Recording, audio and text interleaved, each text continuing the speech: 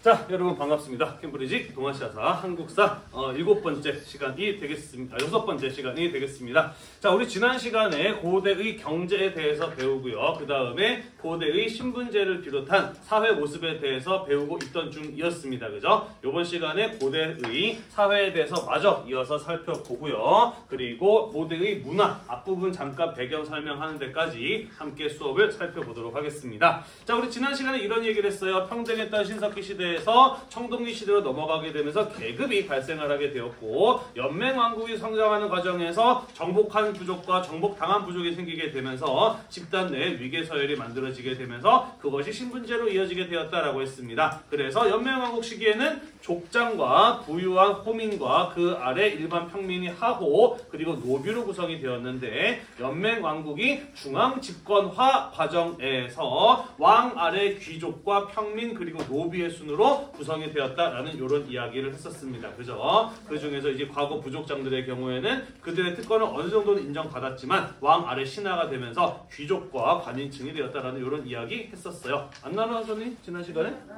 나눠줬었죠, 그죠? 자, 그러면서 고구려 같은 경우는 왕족인 고씨와 오부 출신의 귀족들로 구성이 되었다라고 이야기를 했고요. 엄격한 엄중한 형벌이 시행되었다라는 거 이야기를 했었고요. 그리고 진대법이라고 해서 봄에 곡식을 빌려주고 가을에 그것을 받는 제도를 운영을 했습니다. 그것의 목적은 무엇이었느냐? 국가가 잘 운영이 되려면 세금을 잘 걷어야 돼요. 백성들이 세금을 잘 내려면 그렇죠, 잘 살아야 되고 굶어 죽어서는 안 돼요. 그죠?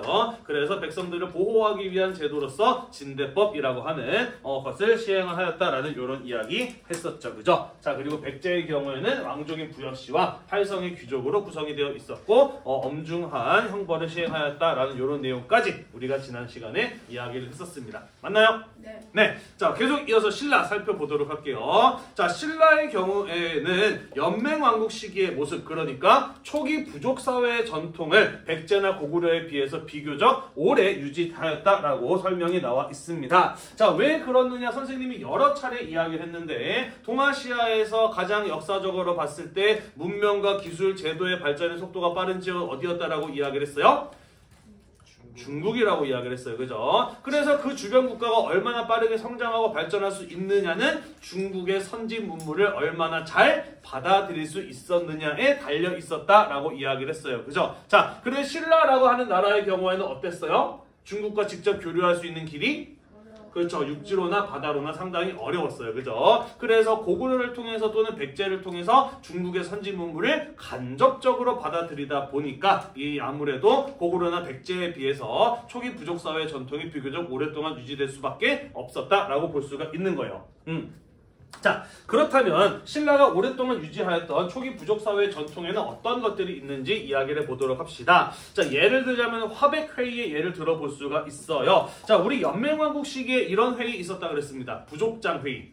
기억나죠? 그죠? 왕이 있지만 왕이 힘이 약해서 국가의 중대사를 자기 혼자서 결정할 수 없었기 때문에 왕이 여러 명의 부족장들과 함께 회의를 해서 국가 중대사를 결정해야만 했다라는 이런 이야기 했었잖아요. 그죠? 자, 신라에서는 그게 바로 화백회의라고 하는 것이었습니다. 원래는 부족장회의였는데 그것이 중앙집권화가 되는 과정에서 귀족들의 의사결정을 하는 기구로 자리 잡게 된 것이 바로 화백회의라고 하는 것이 되겠습니다. 자, 화백회의의 경우에는요, 만장일치제의 귀족회의였어요. 다시 말해서 신라의 귀족들이 국가의 중대한 일을 결정하고자 하였을 때 모두가 동의할 때까지 토론이 이루어지고 모두가 동의했을 때 비로소 결정이 될 수 있는 회의 기구가 바로 화백회의였다라는 이야기가 되겠습니다. 이해가 되시죠? 네. 다시 말해서 이 화백회의라고 하는 것은 귀족들이 화백회의를 통해서 똘똘 뭉치고 자신들의 의사결정을 주도해 나가는 회의기구였다라고 볼 수가 있어요. 귀족들의 이해관계를 대변하는 회의기구였다라고도 볼 수가 있는 거죠. 이해가 되시죠? 자, 따라서 귀족들과 반대편에 있는 사람들, 귀족들과 함께 권력을 다투어야 되는 존재는 누구인가요? 그렇죠. 왕이에요. 그죠? 왕은 귀족들이 자기의 신하여야 되기 때문에 그들의 힘이 약해야 되겠지만은 또 반대로 귀족들의 경우는 자신들의 이익을 위해서 왕권을 견제하려고도 할 거예요. 무슨 말인지 이해가 되나요? 네, 자 그래서 신라의 왕권이 변화함에 따라 이 화백회의의 위상도 시기적으로 조금씩 변하기는 해. 신라라는 나라가 1000년이 넘는 나라 역사를 가진 나라인데 늘 똑같은 모습은 아니었겠죠, 그죠? 왕권이 강할 때는 화백회의의 권한이 약하다가 반대로 왕권이 약화되면 화백회의의 권한이 강해지면서 여러 모습을 보이기는 하는데 때로는 이런 일도 있었다. 화백회의를 중심으로 귀족들이 똘똘 뭉쳐서 왕이 마음에 안 들면 왕을 자리에서 끌어내리고 자기들이 원하는 왕을 그 자리에 앉히는 이런 일도 가능했었다라는 거예요. 항상 이랬던 것은 아니지만 어쨌든 이런 기능을 한 적도 있다라는 점에서 화백회의는 상당히 강력한 의사결정 기구였구나라는 것을 우리는 알 수 있다라는 거예요. 됐나요? 네, 이해가 되시죠? 자, 그 다음에 화랑도 이런 얘기 많이 들어봤죠, 그죠? 신라의 경우에는 원시적인 부족 사회였을 때부터 청소년들이 함께 생활하면서 그들이 수련을 하는 원시적인 청소년 집단이 존재하였던 것으로 보여요. 그것이 그리고 진흥왕 때의 국가적인 인재를 양성하기 위한 제도적인 조직으로 발전하게 되었으니 우리는 그것을 가지고 화랑도라고 이야기를 합니다. 자, 화랑도는 청소년들이 함께 먹고 자고 하면서 책 읽고 공부하고 체육하면서 몸을 단련하고 유명한 산이나 아니면 여행 같은 것들을 통해서 자신들의 어떤 이 인식을 넓히는 이런 어떤 활동을 했던 단체가 바로 화랑도라고 하는 단체였고요. 리더인 진골 귀족으로 구성된 리더인 화랑과 그리고 그를 따르는 팔로워들인 진골 귀족 및 6두품, 5두품, 4두품의 청년들로 구성이 된 단체가 바로 이 화랑도였다라고 보시면 될 것 같습니다. 자, 여기에 뭐라고 나와 있냐면요. 계층 간의 갈등을 완화하는 곳이라 하였다라고 되어 있습니다. 왜 그러느냐? 화랑도에는 선생님이 방금 이야기했던 것처럼 진골 귀족에서부터 6두품, 5두품, 4두품의 귀족의 자제들로 구성이 되어 있어요. 그죠? 신라는 골품제라고 하는 대단히 엄격한 신분제를 가지고 있었습니다만은 청소년기에 함께 먹고 자고 하면서 공부하고 체육하고 여행 다녔어. 얘네들끼리 어떨까? 친해지겠죠, 그죠? 그래서 비록 신분은 다를지라도 야, 너 왜 그래? 우리 옛날에 화랑 시절에 참 사이 좋았잖아. 이런 식으로 자신들이 어떤 친해질 수 있는 계기가 되었기 때문에 계층 간의 신분 간의 갈등이 일어났을 때 그러한 갈등을 완화하는 역할도 할 수 있었다라는 것이에요. 됐나요? 네, 화랑들의 경우에는 대체로 잘생긴 꽃미남들로 구성이 되었다라는 이런 이야기가 있어요. 이거 실제로 언제 했던 드라마인지 모르는데 본 적 있나요? 재밌어요? 여기 봤어요. 듣자니까 이게 이제 그 방탄소년단의 비라면서 그죠? 우리나라에 대표하는 꽃미남 배우들이 여러 나왔었다라고 하는 네, 선생님이 볼 리가 없는 드라마죠, 그죠? 네, 아무튼 이런 게 있어서 사진을 넣어봤습니다. 넘어갈게요. 자, 몇 차례 선생님이 수업 시간에 이야기를 했는데 신라에는 골품제라고 하는 엄격한 신분 제도가 있었다라고 이야기를 했어요. 이것은 어떻게 만들어지게 되었느냐? 신라가 중앙 집권화를 하는 과정에서 왕권이 강화되면서 그 이전에 자신과 어깨를 나란히 하던 부족장 세력들을 자기의 신하로 삼지만 그들의 특권을 어느 정도 인정해 주어야 했기 때문에 그들이 신하가 되면서 귀족이 되었다라는 이런 이야기를 하였어요. 그죠? 자, 그러면서 원래 각자의 지배 영역을 가지고 있었던 부족장들의 경우에는 신라의 수도인 경주죠. 금성 왕경으로 모여들면서 왕경의 수도의 귀족계층을 구성하게 되었다라고 이야기를 했습니다. 자, 다만 이 왕 아래 부족장들을 신하로 만드는 과정에서 어떤 일들이 벌어졌느냐? 사실 부족장들이라고 하더라도 그들의 세력이 다 똑같았던 것은 아닐 거예요. 그죠? 언제 이 사람들이 정복되었느냐, 어떤 과정을 통해서 통합이 되었느냐에 따라서 각각의 부족장들의 경우에도 위계 서열이 존재했을 거란 말이야. 그지? 따라서 부족장들이 귀족으로 통합되는 과정에서 기존의 부족장들이 가지고 있었던 위계에 따라 귀족들에도 등급이 나눠지게 되면서 골품제와 같은 모습을 갖게 되었다라는 이야기가 되겠습니다. 이해가 되시죠? 자, 그래서 골품제란 왕족인 진골과 그 아래 6두품, 5두품, 4두품, 3두품, 2두품, 1두품까지로 구성이 된 총 7개의 신분으로 구성된 이 신라의 골품제라고 하는 신분제도의 모습을 우리는 함께 보고 있습니다.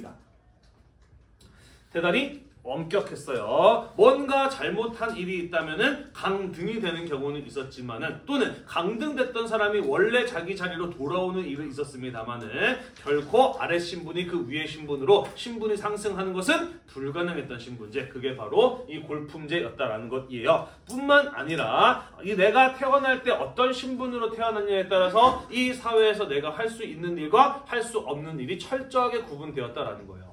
예를 들자면 진골 귀족의 경우에는 신라의 관직 등급인데요. 17등급부터 1등급까지 자기가 다 능력만 되면 얼마든지 승진을 할 수 있었습니다만은 6두품은 6등급까지, 5두품은 10등급까지, 4두품은 12등급까지밖에 승진을 할 수가 없었다라는 거죠. 내가 아무리 능력을 뛰어나고 나라를 위해서 큰 공을 세웠다고 하더라도 내가 6두품이라고 하면 결코 5등급 이상으로 올라갈 수가 없었다라는 거예요. 이해가 되시죠? 대단히 엄격한 신분제였다라는 겁니다. 뿐만 아니라 기를 수 있는 말의 마리수도 제한이 되어 있었고 살 수 있는 집의 크기, 입고 다닐 수 있는 옷의 색깔도 다 구분이 될 정도였어요. 대단히 철저하게 지배 신분과 그 아래 신분들의 등급을 나누고 규정 지었던 것이 바로 이 골품제라고 하는 신분제였다라고 볼 수가 있는 겁니다. 이해가 되시죠? 네. 신라가 망한 원인은 여러 가지가 있지만 골품제가 바로 그 원인 중에 하나라고 볼 수가 있습니다. 왜냐면은요, 진골 귀족은 태어나서 죽을 때까지 진골 귀족이에요. 그리고 그 사회에서 나온 자식은 또 진골 귀족이고 신라 사회에서 가장 강력한 특권을 갖는 세력들입니다. 자, 우리 이미 배웠어요, 그죠? 신라가 삼국을 통일하고 난 이후에 김흠돌의 난 같은 것들을 제압하면서 진골 귀족들을 많이 죽여서 왕권을 강화하였지만 시간이 지나면 지날수록 다시 진골 귀족들은 어때요? 또 그 숫자가 늘어나고 리필이 돼요. 그죠? 진골 귀족이라는 세력이 존재하는 한 왕권은 언젠가 끊임없이 위협받을 수밖에 없었다라는 겁니다. 이해가 되시죠? 뿐만 아니라 내가 육두품이야. 내 정말 능력이 뛰어나. 그래서 나라를 위해서 정말 많은 일을 할 수 있는데 할 수가 없어. 왜? 승진에 제한이 있잖아요. 그죠? 능력이 뛰어난 사람이 있어도 그 사람이 능력을 발휘할 수 있는 기회를 충분히 주지 못하는 겁니다. 뿐만 아니라 아무리 노력해도 내가 올라가는데 한계가 있다라는 거 아무래도 사회에 불만을 가질 수밖에 없어요. 그죠? 그래서 신라 말로 가게 되면은 신라 사회가 혼란해지게 되자 육두품 같은 사람들은 에이 이놈의 세상 바꿔버려야지 라고 하면서 호족 세력들과 힘을 합하게 되면서 후삼국 시대로 가게 만드는 문을 여는 사람들이 또 이 신라 육두품 출신들이었다라는 것이죠. 이해가 되나요? 네, 우리는 이것을 통해서 좀 무엇을 생각해 볼 필요가 있냐면은요, 무엇이 올바른 사회, 건전한 사회냐 이겁니다. 개인이 가진 능력과 그의 노력을 온전히 인정해주고 반영해 줄 수 있는 사회가 건전한 사회인 것이에요. 그렇지 않나요? 그죠? 그러면은 신라 사회는 굉장히 건전하지 못한 사회였다라고 볼 수가 있겠네요. 그죠? 자, 그러면 현재 우리 사회는 건전한 사회일까요? 자신의 능력과 노력에 의해서 그 사람들의 사회적인 신분이나 지위가 충분히 반영될 수 있는 사회라고 생각하나요? 아닐 거라고 생각을 해요. 그죠? 하지만은 뭐 그래도 과거에 비해서는 좀 나아지지 않았나 싶기는 해요. 삼국시대에서 고려시대로 가게 되면서 좀 더 나아지죠. 과거제라는 제도가 생기면서 능력에 따라 자신의 사회적 지위를 인정받을 수 있는 제도가 생겨납니다. 조선시대 가면 좀 더 발전하게 되고요. 그래서 오늘날 우리도 여전히 흙수저로 태어나서 금수저로 살아가기 쉽지 않은 사회이긴 합니다만은 그래도 과거에 비해서는 많이 좋아졌다라고 생각을 하고요. 또 앞으로도 더 좋아져야 한다라고 생각을 해요. 그죠? 네, 우리는 역사를 단순히 과거의 사실로만 배울 것이 아니라 이렇게 앞으로 우리 사회에 어떤 것이 필요한지에 대해서 교훈을 얻을 수 있는 재료로서도 함께 활용할 수 있어야 한다라고 생각을 해요.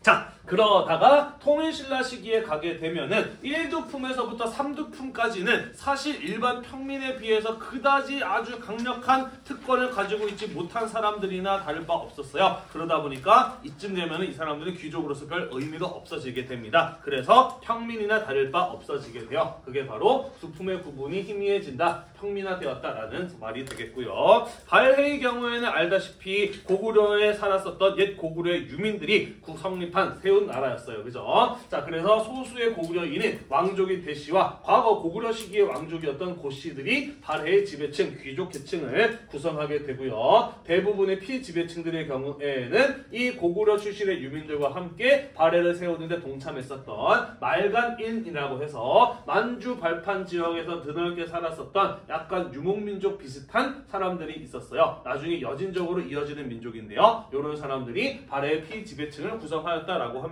발해는 어쩌다가 멸망하였을까에 대한 정보는 굉장히 불확실해요. 발해에 대한 기록이 많이 남아있지 않은데 사실 이러한 신분 구조가 발해 멸망의 원인이 아니냐라는 지적이 있기도 합니다. 뭐냐면은 이 사람들만 자기들이 고구려 계승의식을 가지고 있고 지배층을 하고 있는데 절대 다수의 사람들은 그런 생각을 가지고 있지 않단 말이야. 그지? 이런 어떤 신분 계층의 분리가 신분 계층의 차이가 결국에는 나라의 멸망으로 이어지지 않았느냐라는 그러한 분석이 있기도 합니다. 됐나요? 네. 자, 우리 이렇게 해서 삼국시대의 사회는 어떤 모습을 갖추고 있었는지에 대해서 몇 가지 함께 이야기를 해보았습니다. 자, 우리 한국사 배움책 40이 아니라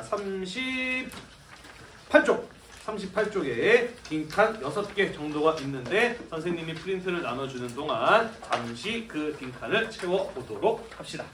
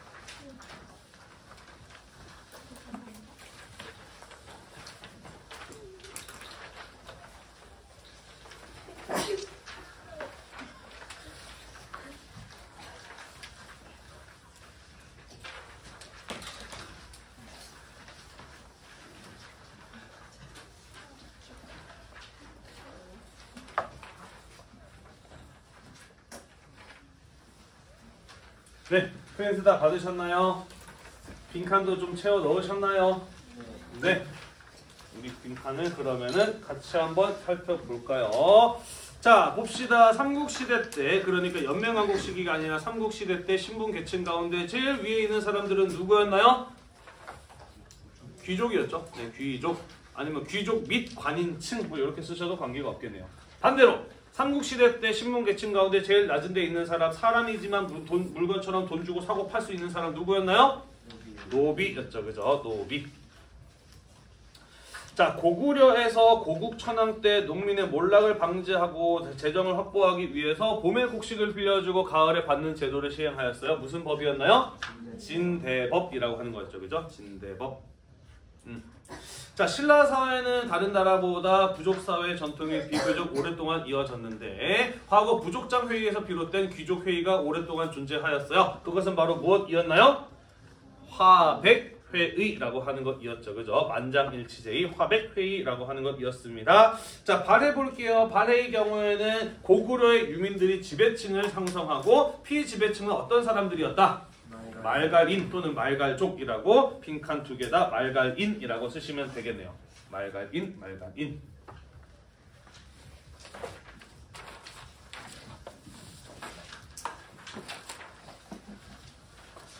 자, 새로 받은 페이지 프린트 함께 보도록 하겠습니다.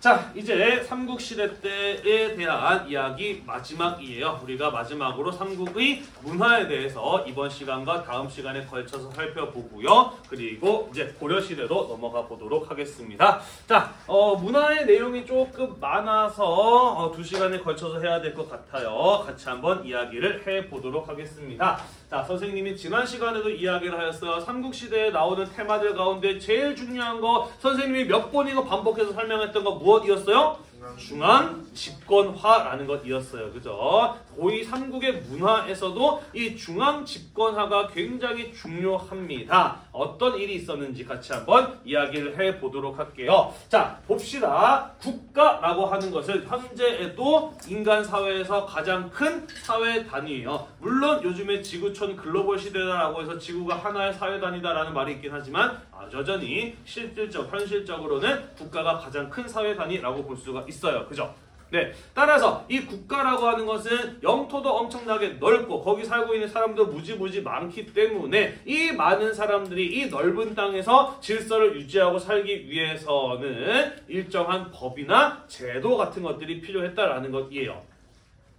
이 얘기는 지난번에도 했죠. 자, 그리고 법과 제도만 있으면 안 되고 사람들로 하여금 법과 제도를 지키고 따르게 만들기 위해서는 무엇이 필요하느냐? 인간은 끊임없이 내가 이걸 왜 해야 되지라는 의문을 가지는 존재이기 때문에 네가 왜 법을 지켜야 되는지, 네가 왜 이 제도를 따라야 하는지에 대해서 설명할 수 있어야 한다라는 것이죠. 우리는 그것을 일컬어 통치의 사상 또는 통치의 종교라고도 이야기를 하고요. 다른 말로는 이데올로기라고도 이야기를 합니다.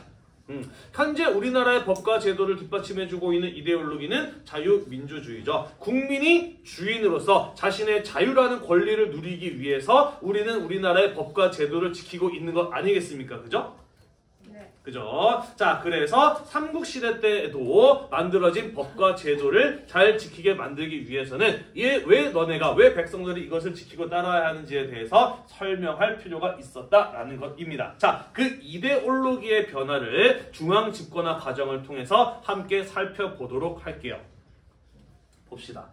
연맹왕국 시기에도 이데올로기가 필요했습니다. 어쨌든 왕이 존재했거든요. 지배층이 있었거든요. 따라서 왕과 부족장들은 왜 백성들이 나를 왕으로 부족장으로 모시고 나의 명령을 따라야 하는지에 대해서 설명할 필요가 있었습니다. 자, 이때 주로 사용되었던 것은 무엇이냐면요, 천신신앙이었어요. 천신, 하늘에 뭐가 있다? 신이 존재한다라는 신앙이 바로 천신신앙이에요. 당시 사람들은 하늘에 신이 있다라고 믿었거든. 자, 그래서 당시의 왕이나 족장들의 경우에는 아직까지 자신들의 힘을 강화시킬 수 있는 구체적인 법이나 제도 같은 것들이 제대로 마련되어 있지 않은 상황이었기 때문에 어떠한 방법의 이데올로기를 사용을 하였느냐? 사실 우리는 누구다? 신의 자손이다라는 식으로 이 설명을 하였다라는 거예요.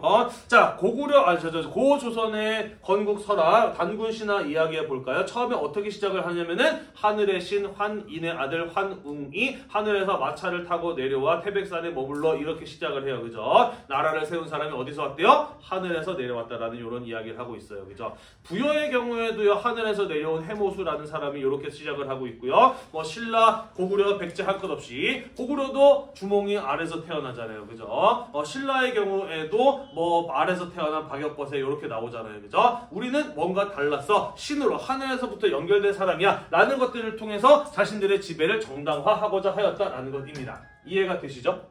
네. 자, 그래서 고구려에서는 동맹이라고 하는 하늘의 제사를 지내는 제천 행사 같은 걸 하면서 왕이 하늘과 직접 소통할 수 있는 존재임을 신하와 백성들에게 보여주는 거죠. 그러면서 왕의 권위를 높이는 한편 그런 것을 통해서 여러 연맹체들을 통합할 수 있는 종교로서 활용하고자 하였다라는 것입니다.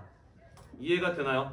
네. 다만 이러한 신앙은 오래 이어지기가 쉽지 않아요. 아무리 봐도 사람인데 쟤도 나랑 똑같은 사람인데 왜 쟤는 신의 자손이라고 하지? 라는 이런 말이 나올 수가 있어요. 그죠? 혹시 편두라고 들어봤니? 편두? 못 들어봤어요? 우리나라뿐만 아니라 전 세계적으로 유행했던 귀족들의 머리 스타일인데 어떻게 하냐면은 애가 어렸을 때 처음 태어나면은 머리에다가 돌멩이를 이렇게 눌러놔. 그러면은 앞머리가 이렇게 쑥 기울어지게 돼. 그러면서 우리가 흔히 생각하는 그 외계인 머리 있지, 그지? 앞머리가 바짝 눌려가지고 뒤통수가 길게 늘어지는 거죠. 이런 어떤 외계인의 머리가 되거든. 이걸 편두라고 하는데 재밌는 거는 우리나라에도 가야나 신라 때 이런 편두 머리가 발견이 되고요. 이집트 같은 데서도 발견이 되고 세계 곳곳에서도 이 편두의 머리가 발견이 돼. 그래서 어떤 사람들은 실제로 외계인이 있었던 거 아니냐. 그래서 외계인 머리 스타일을 따라한 거 아니냐는 이런 어떤 여담입니다만은 이런 의문을 제기하기도 해요. 자, 아무튼 이런 어떤 원시적인 천신신앙 같은 것들로는 왕권을 강화하고 부족들을 통합하는데 한계가 존재했다라는 것이에요. 예를 들어볼까요? 자, 우리 지난번에도 이야기했죠. 그죠? 신라의 건국과 관련된 신화들 몇 개나 돼요?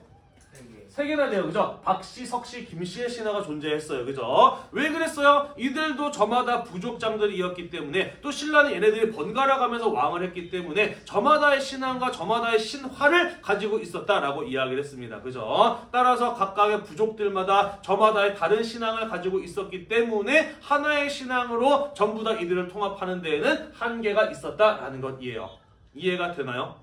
네. 자, 하지만 고구려, 백제, 신라, 삼국은 무엇할 필요가 있었어요? 다른 나라랑 싸워서 이기기 위해서는 왕을 중심으로 백성들이 똘똘 뭉쳐서 하나 되어서 움직일 수 있는 무엇이 필요하다고 그랬어요?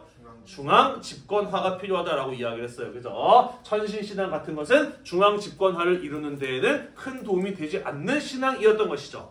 이해가 되나요?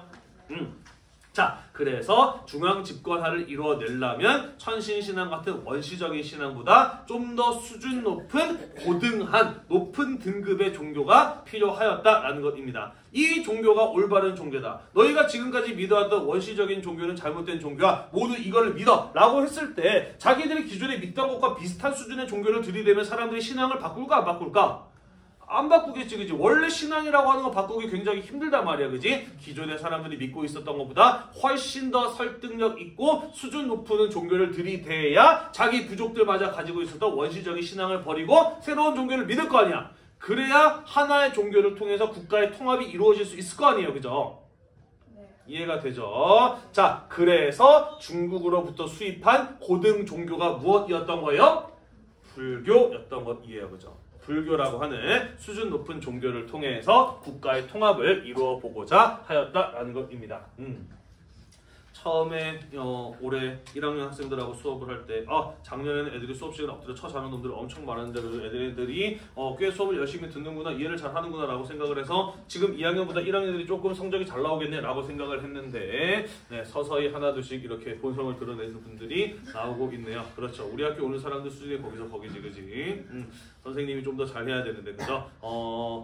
여기 앞부분은 여러 차례 이야기합니다만은 네, 이게 워낙 내용이 많다 보니까 선생님 딴소리도 못하고 재밌는 얘기도 섞지도 못하고 계속 설명을 해야 되다 보니까 지루할 수 있다라고 생각을 해요. 하지만 방법이 없어. 너네는 어쨌든 1년에 이 한국사 이 2권의 책을 다 배워야 되는데 그렇다고 내가 또 수업을 대충 할 수도 없는 노릇이고, 그죠? 네, 아무튼 힘들고 괴로운 시간이지만 중간고사 전까지만 좀 잘 견뎌주기를 바라겠습니다. 자, 그래서 불교를 받아들였다라는 것입니다. 자, 그렇다면 불교라고 하는 것은 중앙 집권화에 어떻게 도움이 되었느냐? 일단은 백성의 통합이 가능합니다. 아까 이야기했죠, 그죠? 수준 높은 종교였기 때문에 기존의 백성들로 하여금 그들이 믿고 있었던 원시적인 종교를 대신해서 불교를 모두 믿도록 만들 수 있었다라는 거예요. 하나의 국가의 사람들이 하나의 종교를 믿게 됨으로써 백성들, 국가적인 통합을 이뤄낼 수 있었다라는 것입니다. 중앙 집권화에 도움이 되죠. 뿐만 아니라 불교는 왕실의 권위를 높이는 데 상당히 도움이 되었습니다. 자, 예를 들자면은요, 삼국시대 때는 어떤 게 유행을 하냐면요, 왕즉불 사상이라고 하는 게 유행을 해요. 왕즉불 사상이란 무엇이냐면 왕이 곧 부처다. 왕과 부처는 동일한 존재다 라고 하는 것을 가지고 왕즉불 사상이라고 이야기를 하거든요. 자, 예를 들자면 불교의 교리 가운데는 무엇이 있냐면 윤회사상이라고 하는 거 있어요. 들어봤나요? 우리 잘생긴 또는 예쁜 연예인이랑 결혼하는 일반인에 대한 기사가 나오면 사람들이 그 밑에다가 뭐라고 댓글을 다나요? 와, 쟤는 전생에 나라를 구했나 보다 라고 이야기를 하잖아, 그지? 뭔 뜻이냐면은 불교에서는 현재의 존재로서의 삶이 있기 이전에 또 다른 존재로서의 삶이 있었다라고 해요. 그게 바로 전생입니다. 그리고 현재로 나의 존재로서의 삶은 현생인 거고요. 그리고 내가 죽고 나면 나는 또 다음에 다른 존재로 다시 태어날 거야. 그게 바로 내 생이라는 겁니다. 이런 식으로 새로운 존재로서의 삶이 계속 이어진다라는 믿음이 윤회사상이라고 하는 것이거든요. 자, 그래서 왕즉불 사상이라고 하는 건 뭐냐면요, 이런 겁니다. 왕의 이름을 지을 때 불교 전설이나 신화에 나오는 인물들의 이름을 쓰는 거예요. 그러고서는 뭐라고 얘기를 하느냐? 얘는 사실 불교 신화에 나오는 누구누구의 환생이다. 그죠? 얘는 전생에, 이 왕은 전생에 불교 신화에 나오는 누구누구였다 라는 식으로 이야기를 하는 겁니다. 이해가 되시죠? 그게 바로 불교식 왕명의 사용, 왕즉불 사상이라는 거예요. 그렇게 함으로써 불교 신화 내에 존재하는 그 인물의 종교적인 권위를 왕에다가 입히는 거죠. 그렇게 해서 왕의 권위를 종교적으로 높이는 방법을 사용하기도 하였다라는 것이에요. 이해가 되시죠? 네, 뿐만 아니라 나라에서 큰 돈을 들여서 거대한 절을 만들거나 큰 석굴암에 있는 불상처럼 거대한 불상 같은 것들을 만들면서 보여주는 거예요. 우리의 왕은 이렇게 큰 거를 만들 수 있는 사람이야. 또는 불교적으로 이렇게 훌륭한 일을 하는 사람이야 라고 하는 것을 백성들에게 보여주는 겁니다. 왜 그렇게 큰 절과 큰 탑, 큰 부처님의 상 같은 것들이 만들어졌을까? 전부 다 종교적인 목적에서 이루어진 것이었다라고 볼 수가 있는 거예요. 이해가 되나요? 네. 자, 뿐만 아니라 불교의 경우에는요, 지배층의 통치를 합리화하는 데 이용되기도 합니다. 자, 뭔 소리냐면은요, 아까 윤회사상 이야기했고요. 불교의 또 다른 교리에는 인과응보라고 하는 게 있어요. 들어는 봤죠? 인과응보. 모든 일에는 원인이 있고, 그리고 그 원인에 따라서 나타나는 결과가 있다는 거예요. 그렇지? 이유 없이 일어나는 일은 없다. 모두 다 원인이 있고 그 원인에 따라서 나타나는 결과다. 그리고 그 결과는 또 다른 사건의 원인이 되어서 또 다른 사건의 결과로 이어진다. 라고 하는 게 인과응보라고 하는 것이에요. 또는 뭐 인연이라고도 하기도 하는데, 자, 이게 왜 지배층의 통치를 합리화시켜주느냐? 아까 불교에는 어떤 교리 있다라고 이야기를 했어요? 윤회사상의 교리가 있다라고 이야기를 했어요. 그죠? 사실 인과응보나 윤회사상 똑같은 말이에요. 왜 그러느냐? 내가 지금 왜 이런 꼴로 살고 있느냐? 그것은 그렇지. 전생에 내가 어떻게 살았느냐에 따라서 결정된 결과라는 거예요. 내가 전생에 착하게 살았으면 현생에 나는 잘 먹고 잘 살 것이고, 전생에 나쁜 짓 많이 하면 쓰레기였다고 한다면 지금의 나의 삶이 굉장히 괴로울 것이다 라는 겁니다. 그죠? 따라서 내가 다음 생에 더 좋은 삶을 살기 위해서 현재 어떻게 살아야 된다? 착하게 좋은 일 많이 하고 살아야 된다라고 하는 게 인과응보와 윤회사상인 것이에요. 그죠? 자, 이제 지배층의 통치가 어떻게 합리화되는지 이해가 되죠. 그죠? 내가 지배층으로 태어난 것은 전생에 훌륭한 일을 많이 해서야. 네가 피지배층으로 태어나서 이렇게 괴로운 삶을 살고 있는 것은 전생에 나쁜 짓을 많이 했어요. 그지? 따라서 네가 다음 생에 좀 더 좋은 삶으로 다시 태어나고 싶으면 말 잘 듣고 착하게 살아라 라고 이야기를 할 수 있는 논리가 되어줘요. 그죠? 네, 그래서 불교의 경우는 이런 식으로 중앙 집권화를 이루는 데 있어서 상당히 도움이 되는 종교였기 때문에 고구려, 백제, 신라 할 것 없이 모두 적극적으로 이 불교라고 하는 종교를 받아들였다라는 이야기가 되겠습니다. 이해가 되셨나요? 유교는 약간 다른 의미라고 보시면 돼요. 자, 유교에서 가장 중요하게 생각하는 것은 무엇이냐면 바로 효와 충입니다. 유교 사상은 여기서부터 출발해요. 모든 인간은 사실 태어날 때부터 착한 마음을 가지고 있다. 우리는 세 글자로 그것을 무슨 설이라 그러죠? 성선설이라고 이야기를 해요. 그죠? 왜 그렇게 주장을 하느냐? 봐라. 아무리 나쁜 놈 인간 쓰레기라고 할지라도 자신을 낳아주고 길러주신 부모님에 대해서 효도하려는 착한 마음을 가지고 있지 않느냐라는 겁니다. 따라서 자식이 부모에게 효도를 하면은 가정이 평화로워질 수 있듯이 태어날 때부터 가지고 있었던 착한 본성을 잘 살려서 임금에게 백성들이 충성을 한다면 가정이 평화롭듯이 나라가 평화로워질 수 있다. 그래서 자식에서 부모로, 신하에서 임금으로 이어지는 위계질서를 잘 지키면은 이 사회가 평화롭고 안정될 수 있다라고 하는 게 바로 유교, 유학의 가장 핵심적인 내용이거든요. 자발적인 충성을 유도할 수 있기 때문에 이 역시 사실 중앙집권화에 대해서 굉장히 유익한 사상이자 종교라고 볼 수가 있겠네요. 이해가 되시죠? 네. 자, 그리고 우리 지난번에 이런 이야기를 했어요. 고구려, 백제, 신라 모두 중앙집권화 과정에서 중국에서 잘 만들어진 중앙집권적인 법과 제도를 보고 배웠다라고 이야기를 했어. 중국에서 잘 만들어졌던 법과 제도, 그게 바로 무엇이었냐면은 율령체제라고 하는 것이었어요. 그죠? 자, 그리고 이 율령체제라고 하는 것은 유교 사상을 바탕으로 만들어진 법과 제도였기 때문에 앞으로 우리나라의 법과 제도를 잘 운영해 나가기 위해서는 이 율령체제의 배경이 되는 유교, 유학에 대해서 어느 정도 공부한 인재들이 필요하다라는 거죠. 이해가 되시나요? 네, 그래서 이러한 중앙 집권적인 목적에서 율령체제를 받아들였고 율령체제를 뒷받침해 줄 수 있는 유교 사상을 받아들였고 유교를 가르침으로써 이 법과 제도를 운영해 나갈 수 있는 인재를 양성하고자 하였다라는 것이에요. 이해가 되시나요? 네, 자, 그래서 이렇게 삼국이 중앙집권적인 국가로 발전해 나가는 과정에서 불교와 유교를 받아들이게 되면서 어떠한 문화적인 발전의 모습들이 나타나게 되는지 다음 시간에 여러 가지 사진들을 함께 보면서 자세하게 이야기를 해보도록 하겠습니다. 아직 시간이 한 8분 정도 남았습니다만은 9반에서도 수업을 여기까지 했기 때문에 진도를 맞추기 위해서 오늘 여기까지 하고요. 다음 시간에 마저 이어서 살펴보도록 하겠습니다. 오늘도 공부하는 대단히 고생이 많으셨고요. 여기에 조태구월이 써있지 않지만 이 공부가 여러분들의 한국사 공부에 도움이 되셨다면 구독과 좋아요 잊지 말고 눌러주세요. 수고했습니다.